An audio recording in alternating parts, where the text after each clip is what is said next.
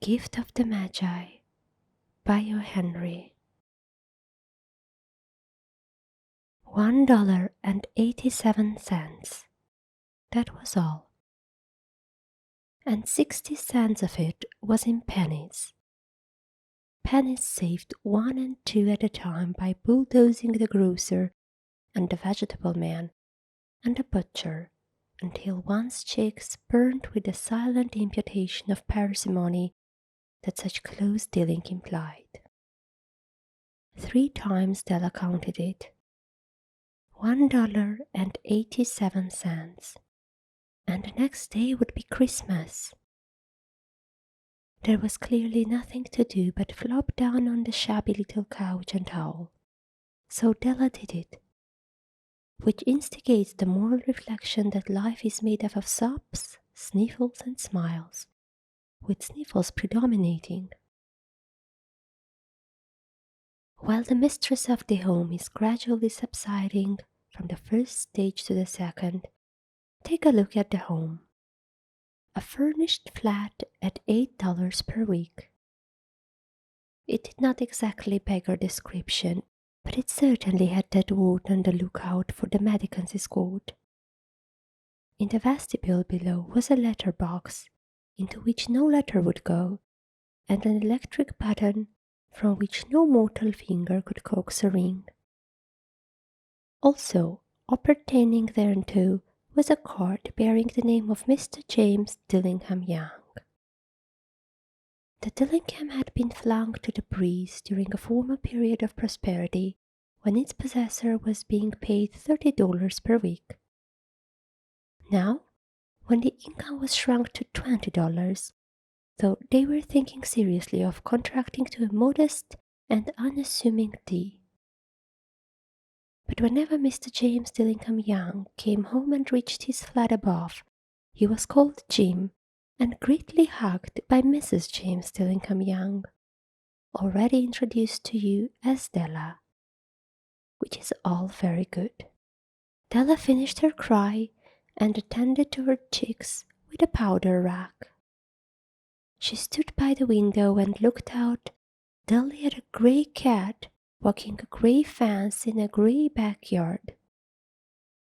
Tomorrow would be Christmas Day, and she had only $1.87 with which to buy Jim a present. She had been saving every penny she could for months with this result. $20 a week doesn't go far. Expenses had been greater than she had calculated. They always are. Only $1.87 to buy a present for Jim. Her Jim. Many a happy hour she had spent planning for something nice for him. Something fine and rare and sterling. Something just a little bit near to being worthy of the honor of being owned by Jim. There was a pier glass between the windows of the room. Perhaps you have seen a pier glass in an $8 flat. A very thin and very agile person may, by observing his reflection in a rapid sequence of longitudinal streaks, obtain a fairly accurate conception of his looks. Della, being slender, had mastered the art. Suddenly, she whirled from the window and stood before the glass. Her eyes were shining brilliantly, but her face had lost its color within 20 seconds. Rapidly she pulled down her hair and let it fall to its full length. Now there were 2 possessions of the James Dillingham Youngs, in which they both took a mighty pride. One was Jim's gold watch, that had been his father's and his grandfather's. The other was Della's hair. Had the Queen of Sheba lived in the flat across the air shaft, Della would have let her hair hang out the window some day to dry, just to depreciate Her Majesty's jewels and gifts. Had King Solomon been the janitor, with all his treasures piled up in the basement, Jim would have pulled out his watch every time he passed, just to see him pluck at his beard from envy. So now Della's beautiful hair fell about her, rippling and shining like a cascade of brown waters. It reached below her knee and made itself almost a garment for her. And then she did it up again, nervously and quickly. Once she faltered for a minute and stood still while a tear or two splashed on the worn red carpet. On went her old brown jacket, onto her old brown hat. With a whirl of skirts and with a brilliant sparkle still in her eyes, she fluttered out the door and down the stairs to the street, where she stopped the sign read, Madame Safroni, hair goods of all kinds. One flight up Della ran and collected herself, panting. Madame, large, too wide, chilly, hardly looked the Safroni. Will you buy my hair? Asked Della. I buy hair, said Madame. Take your hat off and let's have a sight at the looks of it. Down rippled the brown cascade. $20, said Madame, lifting the mass with a practiced hand. Give it to me quick, said Della. Oh, and the next 2 hours tripped by on rosy wings. Forget the hashed metaphor. She was ransacking the stores for Jim's present. She found it at last. It surely had been made for Jim and no one else.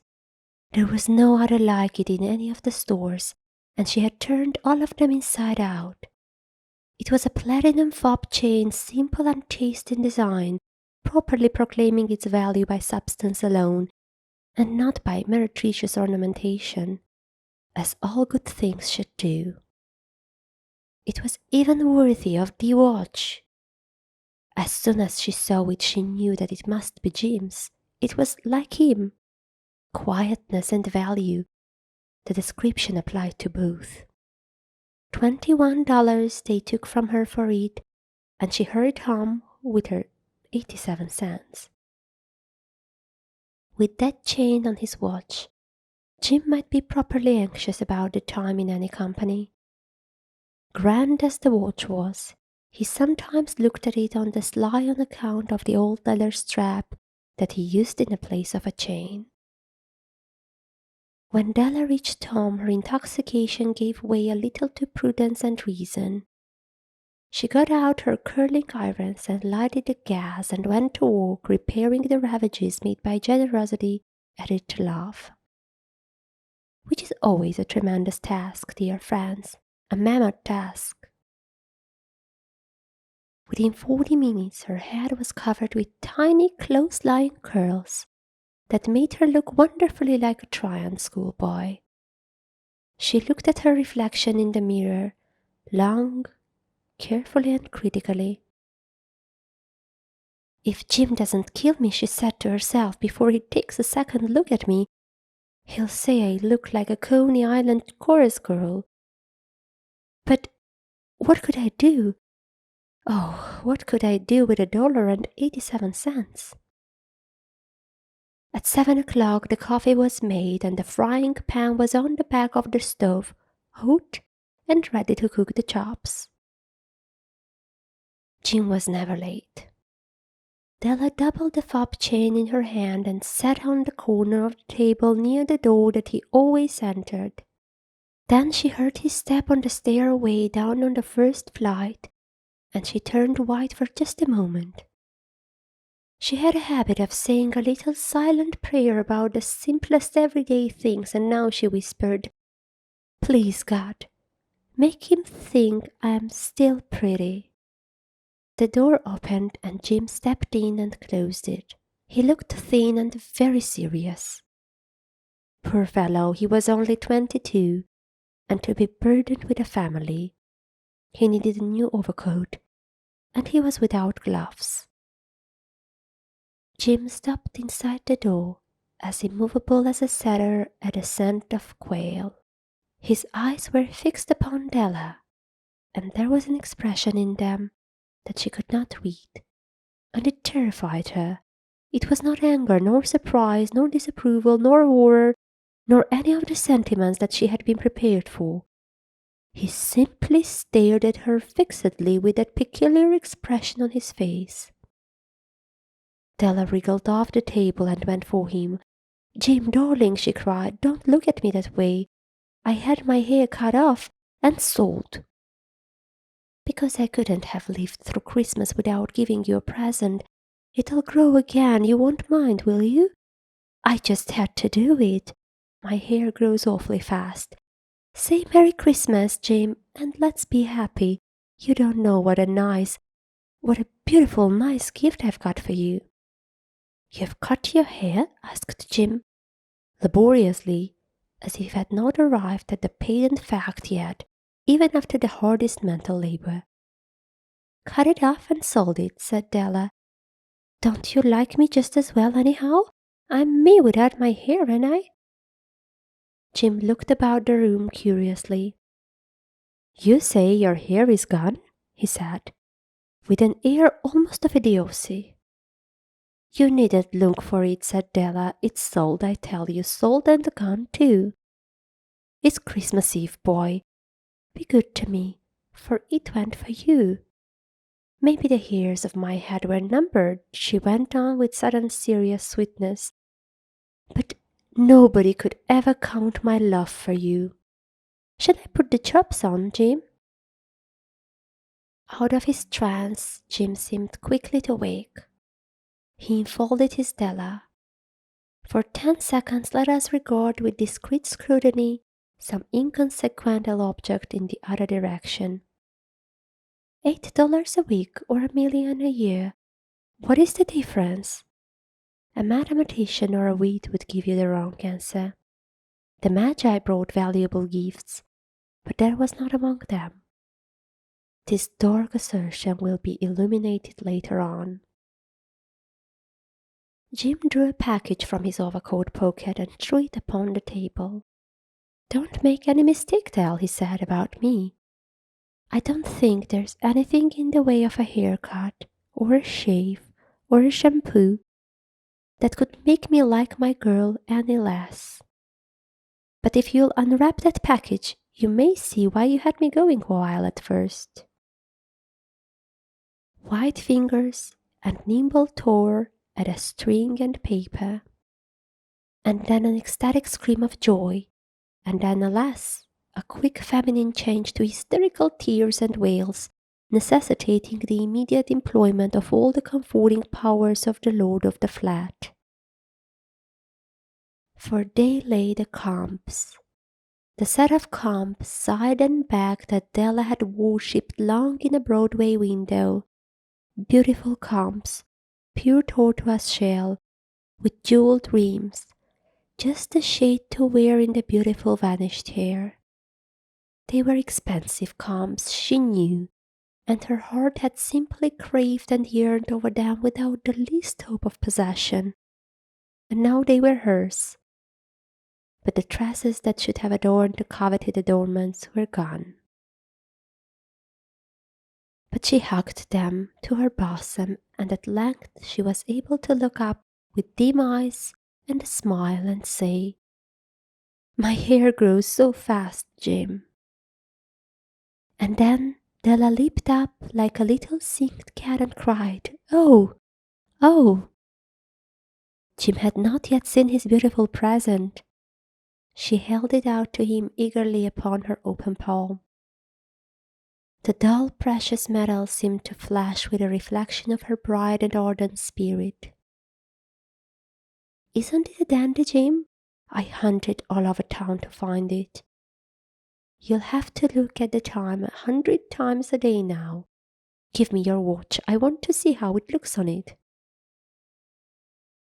Instead of obeying, Jim tumbled down on the couch and put his hands under the back of his head and smiled. "Del," said he, "let's put our Christmas presents away and keep 'em a while. They're too nice to use just a present. I sold my watch to get the money to buy your comps." And now suppose you put the chops on.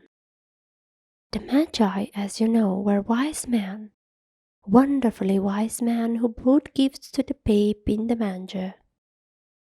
They invented the art of giving Christmas presents. Being wise, their gifts were no doubt wise ones, possibly bearing the privilege of exchange in case of duplication.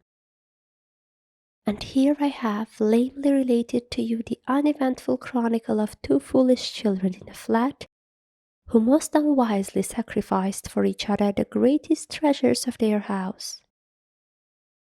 But in a last word to the wise of these days, let it be said that of all who give gifts, these two were the wisest. Of all who give and receive gifts, such as they are wisest. Everywhere they are wisest. They are the Magi.